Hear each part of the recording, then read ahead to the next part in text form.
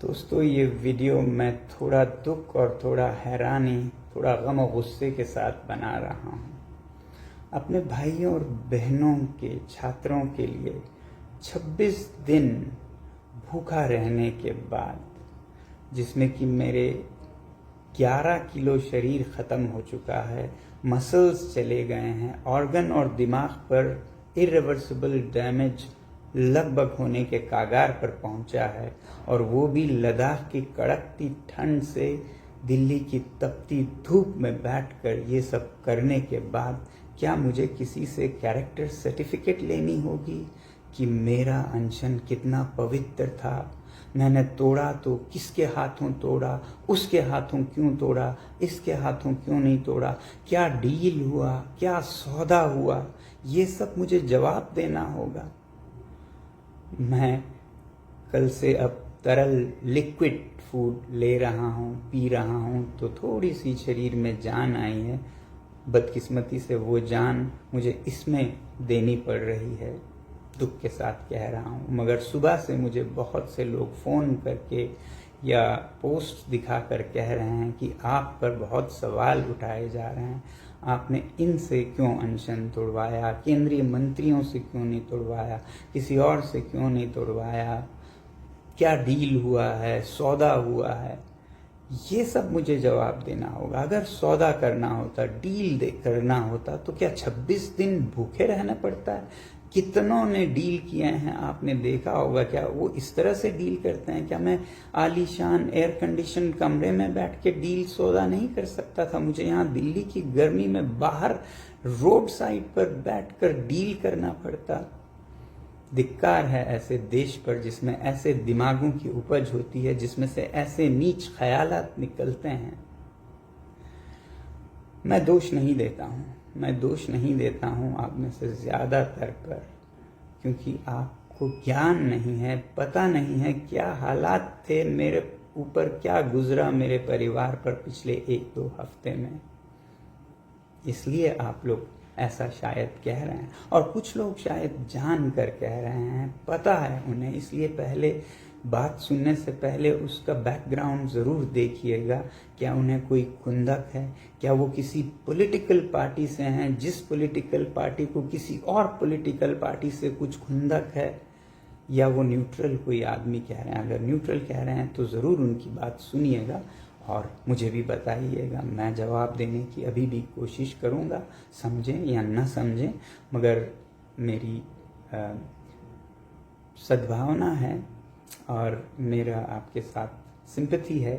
अगर आपको नहीं मालूम है क्या हुआ इन दिनों में और किन हालातों में क्यों अनशन तोड़ा और क्यों इस तरह से तोड़ा, पहले तो मैं आपको ये बताऊं कि जब मुझे सफदरजंग अस्पताल ले जाया गया ज़बरदस्ती 18 तारीख को पकड़कर, तो वो सिर्फ अस्पताल नहीं था, वो एक छावनी थी, वो एक जेल था, जहाँ पर मुझे ऐसे रखा गया जैसे कोई कैदी भी शायद ही रहता हो। हर चीज़ पर पाबंदी थी, बाहर नहीं जा सकता था कमरे से, कोई परिंदा भी पर नहीं मार सकता था हमारे कमरे तक, किसी से मिलने का कोई वो नहीं था अधिकार। मुझे सिर्फ 3 रिश्तेदार रह सकते थे, कोई संचार का मोबाइल फ़ोन, लैपटॉप नहीं रख पाता था मैं, कहीं कोई कुछ संदेश नहीं भेज पाता था। आप लोगों को मैं किसी तरह नैपकिन पेपर पर लिख कर भेजता था, वो भी कभी कभी जब्त किए जाते थे ज़्यादातर। और मुझसे मिलने मेरे रिश्तेदार, मेरे दोस्त जो लद्दाख से आते थे, ख़ास हवाई जहाज़ के लंदन के बराबर टिकट देके, उन्हें भी वापस कर दिया गया। ये सब इलीगल था, ये सब एक तरह का नॉर्थ कोरिया बन गया था हमारा देश, और ख़ासकर जहाँ मैं था ये एक जेल खाना था। और ऐसे हालात में कई दिन गुजारने के बाद गीतांजलि, उनकी सूझबूझ और उनका कमाल है कि उन्होंने संडे, रविवार के दिन भी, जो कि 19 तारीख थी, रविवार के दिन भी दिल्ली हाई कोर्ट के हियरिंग बिठवाई और उसमें ये अपील किया, और उसमें ये कहा गया कि मैं डिटेंशन में नहीं हूँ और उसके बाद भी ये सारा पहरा जारी रहा। फिर मंडे 20 तारीख को फिर से सिंगल बेंच हाई कोर्ट में अपील की गई, जहां रिजेक्ट हुआ। फिर 21 तारीख को ट्यूसडे डबल बेंच हियरिंग बिठाई गई, जिसमें फाइनली ये डिक्लेयर किया गया कि मैं जहां जिस अस्पताल में भी जा सकता हूं और आज़ाद नागरिक हूं। मगर उस दिन भी आपको नहीं मालूम है किन हालतों में मैं रहा। हाई कोर्ट के आदेश के बाद भी मुझे सफदरजंग से जाने नहीं दिया गया, ये कहकर कि हमें ऑर्डर नहीं आया है।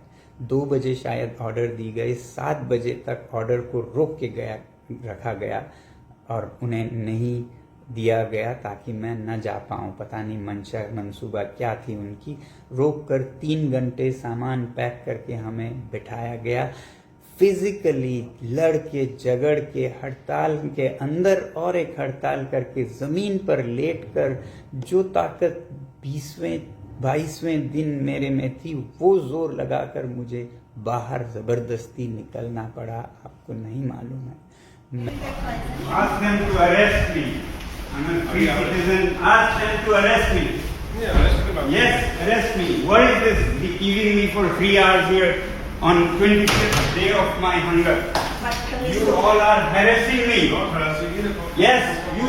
If I die of stress, it will be your responsibility. What does order it number want? लेके आप लोगों को बदतमीजी कर रहे हो, ऑर्डर लेके आप। हाँ, Please open. I'm going. Arrest me if you want. बड़ी थर्ड क्लास पीपल। आप जबरदस्ती क्यों बात कर रहे हैं? Shameless people. This is government or this is a butcher. वो अभी आपके हॉस्पिटल का Please come aside. Arrest me if you want. You understand? Arrest me. Arrest me. You can stop me wherever. Let the nation know how. Sir, we have sent you the order number. Okay, I have sent this And doctor. order सब- ready. Sir, bar and bench का पूरा news भेजा है। यहाँ पर If I he said कि still it is not lie down here. Take pictures. Let's see who snatches your phone. Sir आपको high court का ऑर्डर भी नहीं आया, जैसे आता है डॉक्टर्स रेडी है। ऑर्डर क्यों नहीं आया? तो आपके पता कीजिए। दैट इज आप It is digitally everywhere. The world knows. Sir. Except you, the world knows.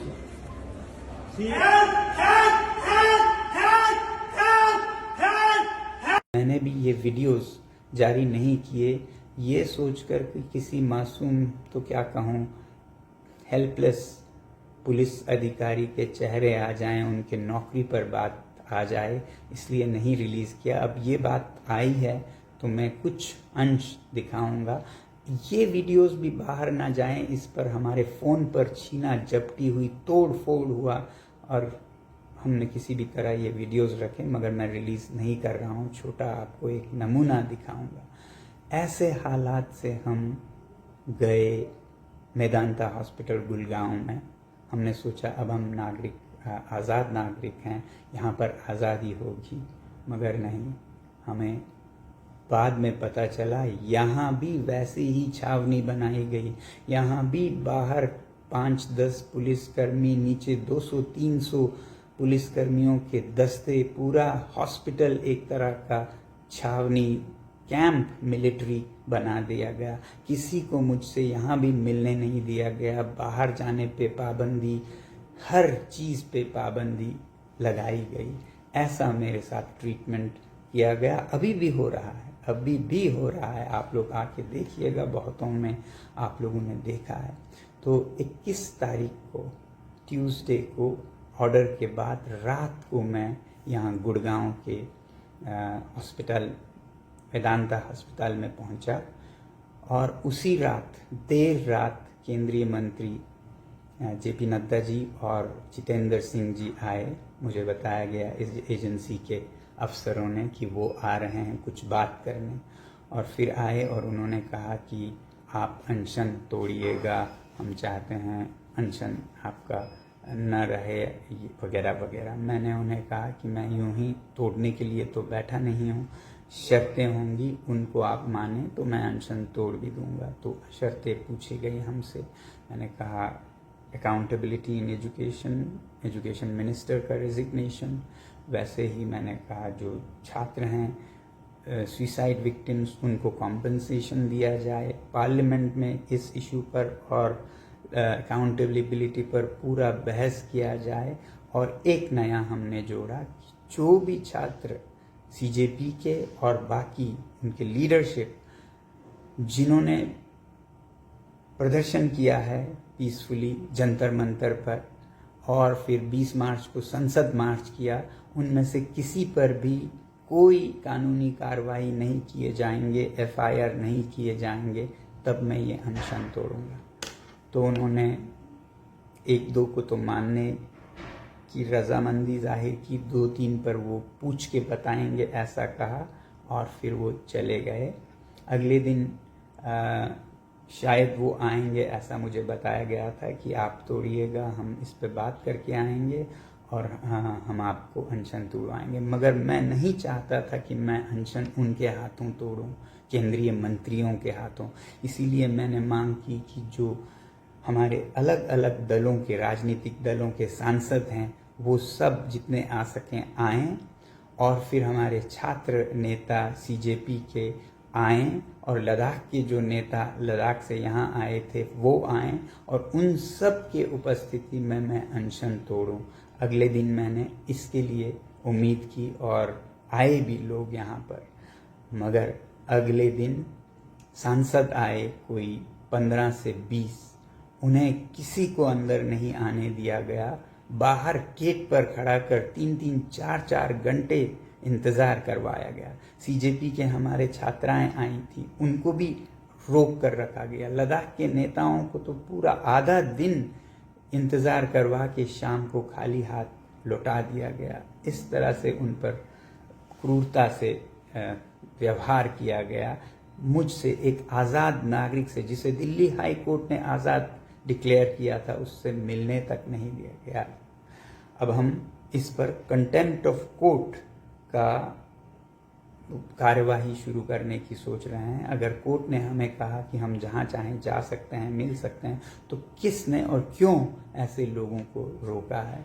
तो पूरा दिन जो 22 तारीख का था वो इसी में चला गया और जो केंद्रीय मंत्री थे वो तो आए नहीं, वो अपने मीटिंग्स करते रहे। हाँ, उन्होंने एजेंसीज के ज़रिए मुझसे हम ये मानेंगे, ये नहीं मानेंगे, ये नेगोशिएशन पूरा दिन चलता रहा, अगले दिन तक भी, जिसमें वो इस्तीफ़ा राजीनामा जो धर्मेंद्र प्रधान जी का है उस पर तो वो टाइम लेना चाहते थे, अभी हम नहीं कह पाते हैं वगैरह वगैरह।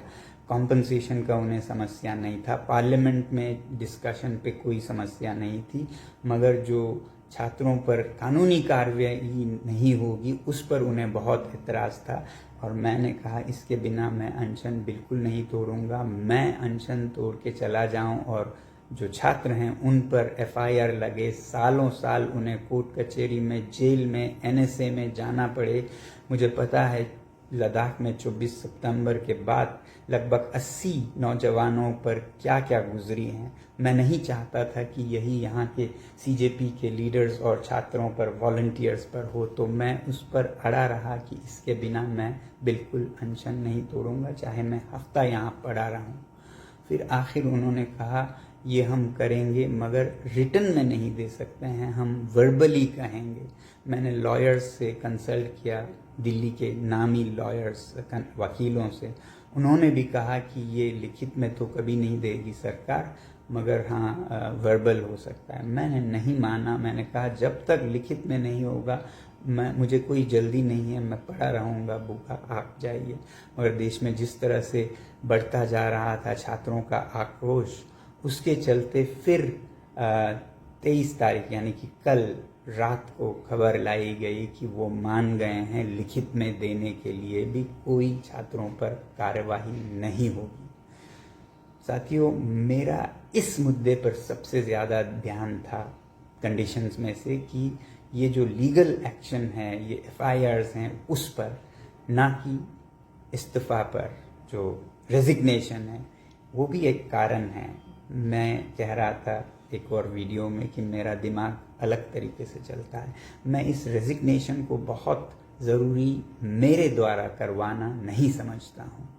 आपको पता है ये रेजिग्नेशन जो कि छोटी सी बात है इस सरकार के लिए, ये ऐसा न करने से उन्हें कितना नुकसान हो रहा है। पूरे देश में उनकी नाम बदनाम हो रही है, गुस्सा हो रहा है, नफरत कर रहे हैं लोग। मुझे ये पता था कि इस तरह से वो ज़्यादा टिक नहीं पाएंगे। वो रेजिग्नेशन वैसे ही आज या नहीं तो कल देंगे, और नहीं तो मेरे अनशन तोड़ने के साथ आंदोलन तो ख़त्म नहीं होगा, तो हमारे सीजेपी के जो छात्र हैं वो करवाएंगे। इस पर ध्यान देने से ज़्यादा मुझे छात्रों की रक्षा सुरक्षा पर देना था, ताकि वो जब कार्रवाई करें तो उन पर कानूनी कार्रवाई ना हो, वो कवर में दे सकूं।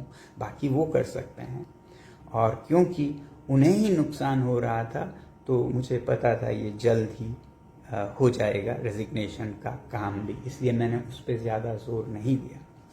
फिर कल रात को लगभग 12 बजे, रात के 12 बजे, जबकि दिन में इतने सारे लोग आए थे, छात्र आए थे, नेता आए थे, एमपीज आए थे, जो कि ये अंडरस्टैंडिंग और ये अनशन तोड़ने के लिए आए थे। मेरी डिमांड यही थी कि मैं सबके उपस्थिति में ये अनशन तोड़ूंगा, जहां मंत्री भी होंगे, जिनसे हमने कॉम्पनसेशन लेना है, ये गारंटी लेना है कि कोई कार्रवाई नहीं होगी, उनका उपस्थित होना भी ज़रूरी है। साथ में हर एक पार्टी के, मैंने कहा था 2-2 एमपीज होंगे, सीजेपी के नेता होंगे, लद्दाख के नेता होंगे, मगर उन सब को वापस करने के बाद फिर कल रात को कोई 12 बजे मुझे बताया गया कि मंत्री अभी आ रहे हैं, वो मान गए हैं ये अनशन तोड़वाने पर, लिखित में भी देने पर। अब एक तरफ मेरा सबसे बड़ा डर और ये जल्दी करने का कारण ये था कि आपको याद होगा दिल्ली में हालात इस तरह बनते जा रहे थे कि कभी भी कोई बहुत बड़ा क्रैकडाउन हो सकता है। कल रात को जो मैं वीडियोस देख पा रहा था उससे लग रहा था कि कनॉट प्लेस एरिया में बहुत बड़ा कुछ होने वाला है। आप ही लोग रिपोर्ट दे रहे थे, और मुझे बार बार याद आ रहा था लद्दाख का 24 सितंबर, जिसमें बहुत बेरहमी से पुलिस और सीआरपीएफ ने गोलियां सर में, सीने में मार के लद्दाख के युवाओं का कत्लेआम किया था, और वो यहाँ हो सकता है इसका मुझे डर था। और अगर ऐसा कुछ होता है तो फिर ये अनशन का मतलब ही नहीं रहेगा। इसलिए अगर मैं अनशन तोड़ूं और ये डिफ्यूज़ कर सकूं तो शायद हिंसा रोक सकूं, ऐसा सोचकर मैं राज़ी हुआ अनशन तोड़ने को। मगर मैंने कहा मुझे इनके उपस्थिति में ही सिर्फ नहीं तोड़ना है, मुझे और लीडर्स को बुलाना है। मगर रात के 12 बजे मैं किसे बुलाता, और बुलाता भी तो घंटे लग जाते, और मिनिस्टर्स वहाँ से लगभग निकल पड़े थे। तो आनन फानन में लद्दाख के जो नेता थे वो एक ही जगह पे रहते थे, चाणक्यपुरी लद्दाख भवन में एक ही जगह पे। तो उनको मैंने बुलाने की कोशिश की। मैंने उन्हें कहा कि लद्दाख के नेता भी होंगे कम से कम, और कोई ना हो तब मैं करूँगा। मगर ये एजेंसीज नहीं मानी। उन्होंने कहा नहीं, आप उनको नहीं बुला सकते हैं, इन्हीं के उपस्थिति में कीजिए। जिस पर मैंने बिल्कुल फुट डाउन करके कहा फिर मुझे कोई साइन नहीं करना है, ना ही अनशन तोड़ना है, रहने दीजिए। फिर वो बात करने लगे। उसी बीच मैंने सोचा इनसे पूछते रहने के बजाय मैंने फ़ोन किया लद्दाख के नेताओं को। मैंने कहा आप लोग गाड़ी लीजिए और चल पड़िए यहाँ के लिए, यहाँ आएंगे, देखा जाएगा। मैं आप लोगों की उपस्थिति के बिना सिर्फ 2 मंत्रियों की उपस्थिति में बिल्कुल अनशन नहीं तोड़ूंगा। तो लद्दाख के नेता वहाँ से निकल पड़े। जब निकल पड़ने लगे तब उन्होंने फिर मजबूर होकर उनको मदद करने लगे आने में भी। तो वो भी पहुँचे 12:30 बजे, उधर मंत्री भी पहुँचे। और क्योंकि कनॉट प्लेस में इतना बड़ा हादसा का डर था तो मैंने इसे और एक दिन टालने से मना या अच्छा नहीं समझा इसे। और जितना जल्दी मैं ये कह सकूं कि मैं अनशन भी तोड़ रहा हूं, कृपया शांति रखिए, बेहतर होगा देश के लिए। और एक जगह अगर हिंसा हो गई तो तमाम शहरों में हिंसा होगी। आप समझ सकते हैं क्या हो सकता है। आप घर बैठे सोफा पर से इसके साथ क्यों अनशन तोड़ा, उसके साथ क्यों नहीं तोड़ा, बहुत आसान है आपके लिए कहना कि इसमें क्या सौदा हुआ, क्या डील हुआ, बहुत आसान है। अपने ज़बान को ज़रा तोल कर बात कीजिएगा। कितना आप हानि कर सकते हैं किसी के दिल को जो हफ्तों से घर नहीं गया है, सड़क पर बैठा है भूखा प्यासा, उस पर ऐसा बोलते हुए आप लोगों में ज़रा भी रहम नहीं आई, मैं ये पूछना चाहता हूँ। तो ऐसे हालात में जब खतरा था विस्फोटक स्थिति का, तो लद्दाख के नेताओं को लाकर उनके साथ मैंने बाकायदा लिखवा कर लिया कि कोई कार्रवाई नहीं होगी छात्र नेताओं पर, छात्रों पर, सीजेपी पर, और फिर लिखवाया कि कॉम्पनसेशन होगा, पार्लियामेंट में डिस्कशन होगा। हाँ, मैंने अकाउंटेबिलिटी के बारे में उनसे ज़रूर कहा कि आप समय लेके भी करिए, मगर ये करना होगा आपको, जोर नहीं दिया क्योंकि मुझे पता है ये वैसे भी होने ही वाला है, तो मैं और 2 दिन के लिए इसको क्यों टालता। इस जितना जल्दी होता भारत की शांति के लिए ये उतना ही काम आता, ये अनशन का तोड़ना। तो ऐसे हालत में कल मेरा अनशन तोड़ना हुआ। मेरे सबसे बड़ा दुख था कि मुझे उन हालात में तोड़ना पड़ा, रात के 12:30 बजे, जिसमें मेरे साथी जो छात्र हैं वो भी नहीं आ पाए, जो एमपीज यहाँ आए थे मिलने के लिए मुझसे, जिनको मैं बुलाना चाहता था दोबारा ताकि मैं उनके उपस्थिति में उनके हाथों से भी लेकर अनशन तोड़ूं, वो नहीं आ पाए। वो मेरे दिल का सबसे बड़ा दुख होगा। मगर फिर कहते हैं ना, कभी किसी को मुकम्मल जहां नहीं मिलता, कहीं ज़मीं तो कहीं आसमान नहीं मिलता।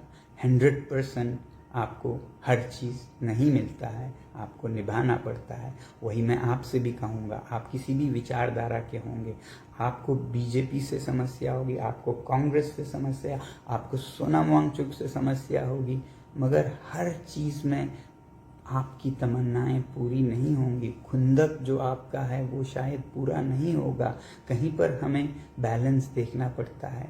कहते हैं ताश के खेल में जीतने वाला वो नहीं है वो जो ज़्यादा किस्मत जिसकी चलती है, बल्कि वो है जिसे कब उठकर जाना है ये समझ आता है। तो मैं यही सोच रहा था, अब इसे रोकना होगा, नहीं तो अनर्थ हो सकता है देश में। तो ऐसे हालात में कल 12:30 बजे मैंने अनशन तोड़ा। अगर ये गलत था तो मैं कसूरवार हूँ, मुझे सज़ा दीजिए या मुझे माफ़ कर दीजिए। मैं शायद फिर ऐसा कभी गलती ना करूँ कि अपना पूरा ज़िंदगी दे के दिल्ली के सड़क पर इन हालातों में रहूँ।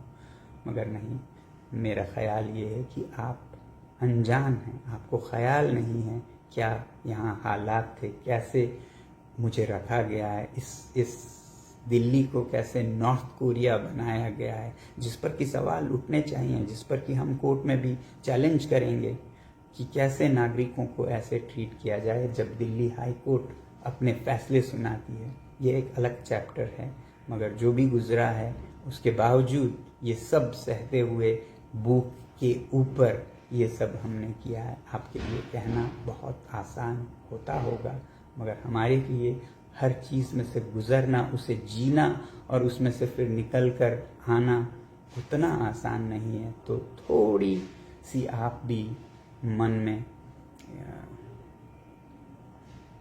संवेदना रखिएगा, हमदर्दी रखिएगा हमारे साथ। अभी मैं उठ के खड़ा हो भी नहीं पाया हूँ कि ऐसी बातें जो कि दिल को चीर के जाती हैं सुनने के हालत में नहीं हूँ।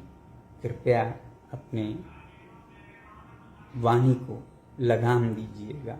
बोलें तो प्यार की वाणी बोलिएगा, न बोलें तो ना ही बोलें, फिर वो ज़्यादा मेरे लिए मरहम होगा। आज इतना ही। धन्यवाद। जय हिंद।